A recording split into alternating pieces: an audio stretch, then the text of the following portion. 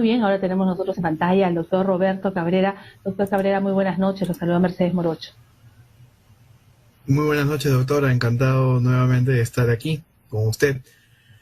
Muchas gracias por la invitación. El doctor Roberto Cabrera es abogado constitucionalista, ustedes ya lo conocen, es parte del programa. Ya, muy bien. Y vamos a conversar, doctor Cabrera, para preguntarle cuál es el análisis que tiene usted acerca de este mensaje de Pedro Castillo, aunque era una presentación de Pedro Castillo en jóvenes, pero quiero que nos indique porque la población está un poco confundida. Parece un mensaje a la nación, él estaba citado para algún tema, o sea, explíquenos por favor, porque el público del pie piensa que es un mensaje de 28 de julio, todavía no hemos llegado a 28. Feliz 28, decían a mí.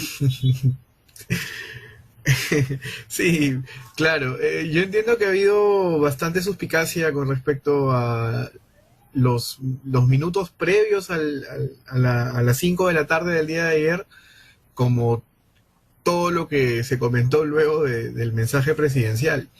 Lo cierto es de que constitucionalmente el presidente tiene la obligación cada 28 de julio de acudir ante el Pleno del Congreso a dar un mensaje a la nación. Y eso lo vemos cada año. Eso es una responsabilidad constitucional. Pero la Constitución también señala de que el presidente de la República tiene la facultad, es decir, tiene la opción de dirigir mensajes ante el Pleno del Congreso, es decir, ante la representación nacional cuando lo considere conveniente. Entonces, esta facultad no requiere de ningún tipo de observación por parte del titular o la titular del legislativo. Es una facultad que, como repito, tiene el señor Castillo como presidente y por lo tanto lo puede hacer las veces que considere conveniente. Y la representación nacional tiene también la obligación de escucharlo. Ahora, en lo que respecta al contenido del mensaje, pues en efecto ha sido un contenido lleno de bastantes elementos directamente referidos a asuntos que usualmente se comentan, se informan en un mensaje de 28 de julio, ¿no?, de Fiestas Patrias. Y tal vez eso ha traído consigo una serie de críticas ante esta acción por parte del presidente. Lo que nosotros podemos leer entre líneas es sin duda una extensión o una forma de extender la mano por parte del Ejecutivo hacia el Legislativo, ¿no? Y que al parecer ya estamos viendo ciertas consecuencias de ello en lo que ha sucedido hoy día con respecto a la interpelación al ministro de Salud. Bancadas tan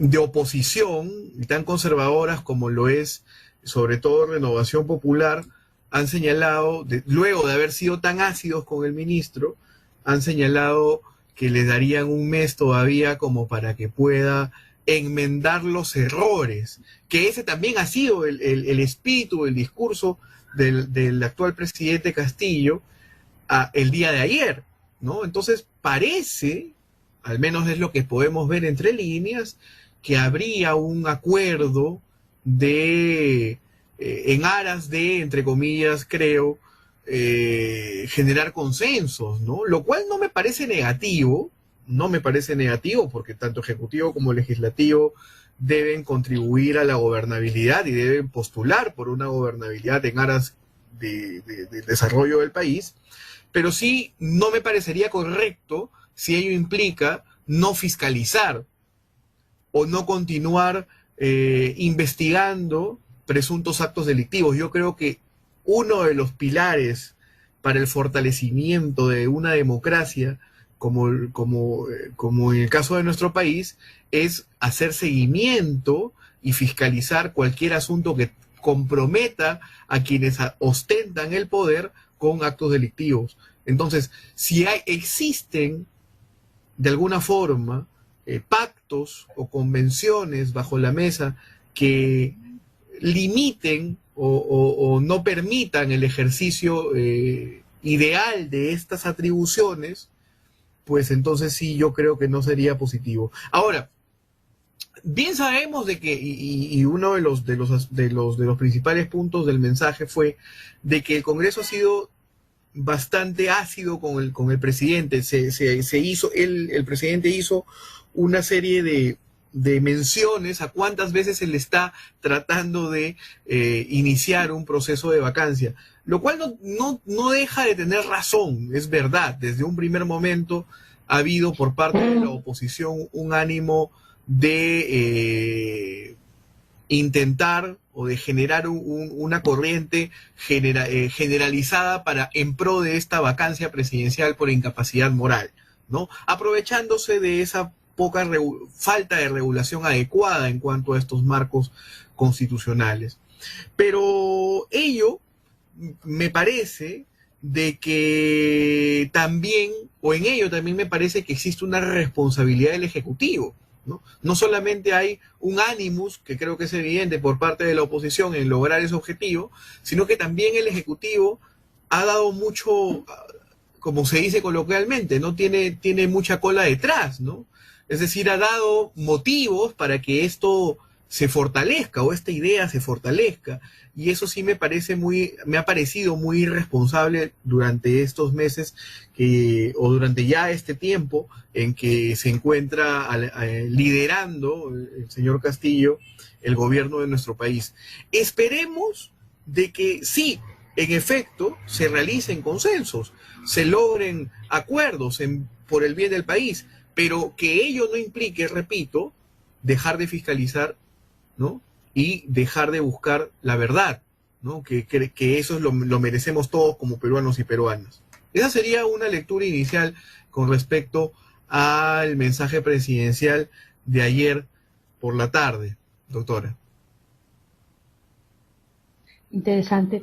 Efectivamente, hay muchos puntos sueltos, porque a usted es correcto que en este mensaje que ha dado Pedro Castillo ofrezca el tema del trabajo, de bonos, pero ¿eso no podrá ser contraproducente? Sí, yo en lo que respecta a bonos, yo sí tengo una lectura que no es muy favorable. Y esto es porque considerar políticas de bonificaciones no necesariamente van a traer como consecuencia directa la erradicación de la pobreza y mucho menos la posibilidad de que ciertos estratos sociales puedan mejorar. En otras palabras, se trata de políticas cortoplacistas que no solucionan el problema de raíz.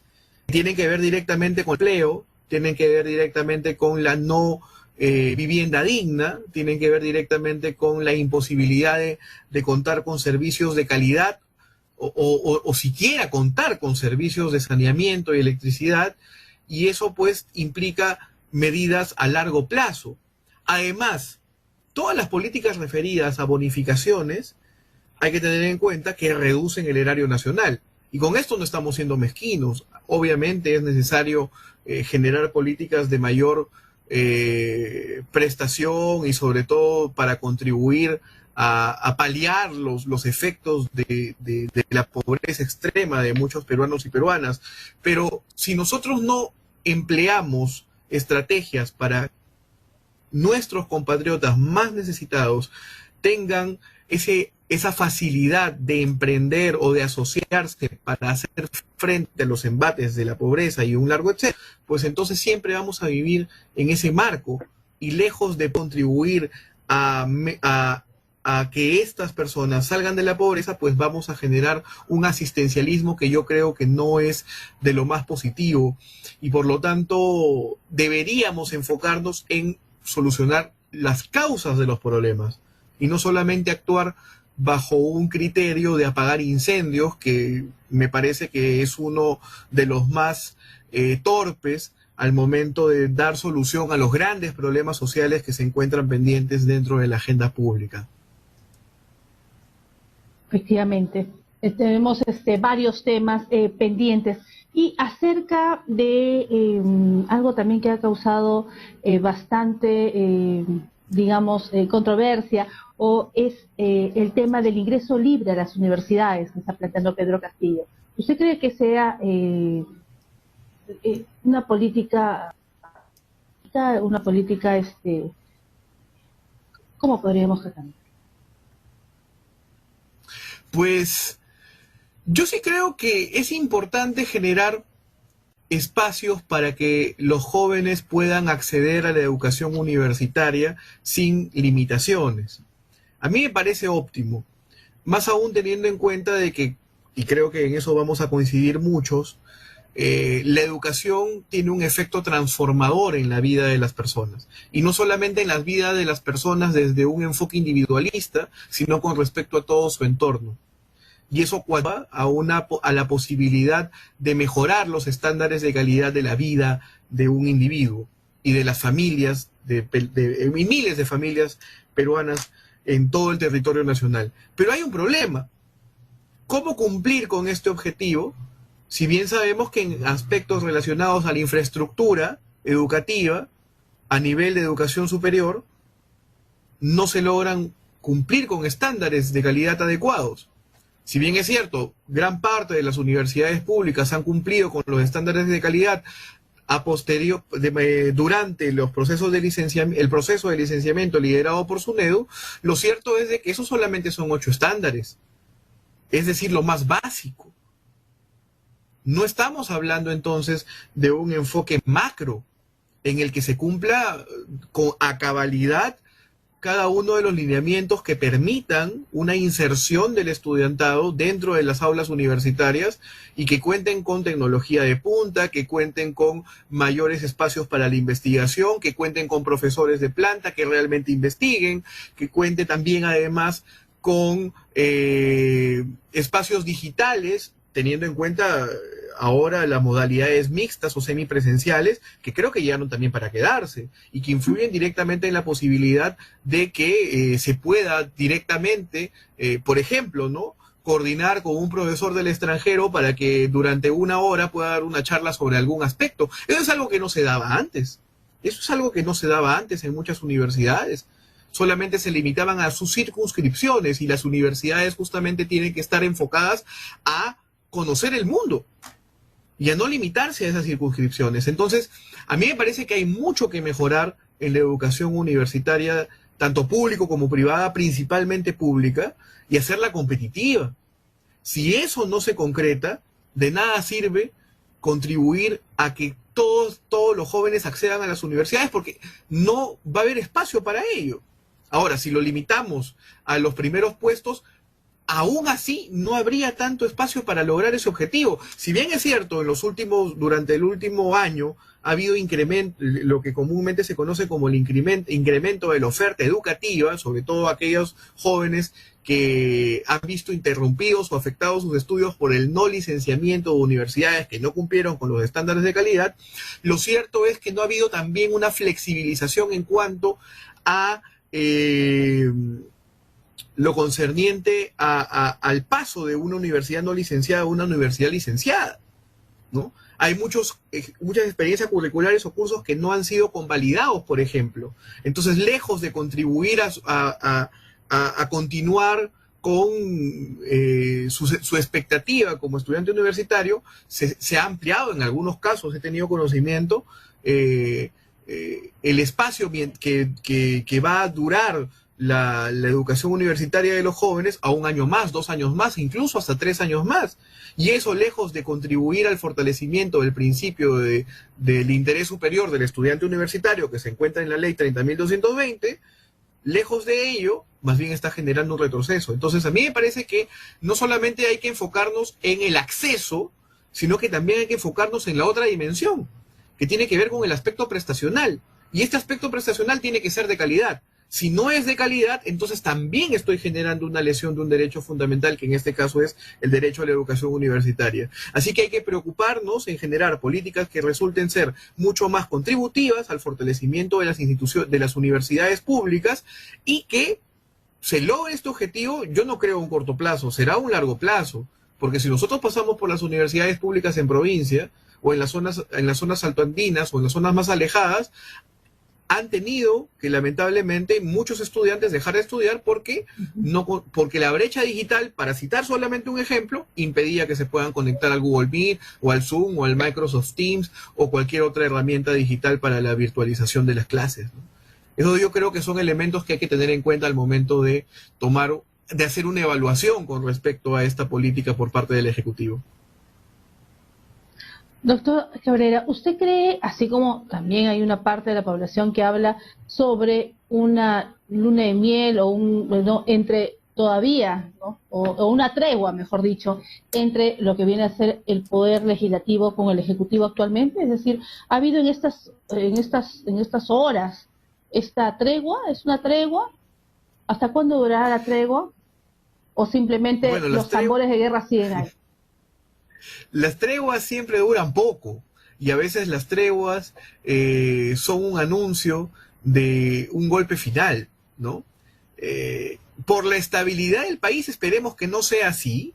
Yo creo de que un acuerdo basado en principios democráticos y que contribuyan a la estabilidad y no a la inestabilidad en el país son muy necesarios porque estamos buscando la reactivación económica y sobre todo contribuir a cumplir con los objetivos del bicentenario, ¿no? De lo que tanto se hablaba hace muchos años.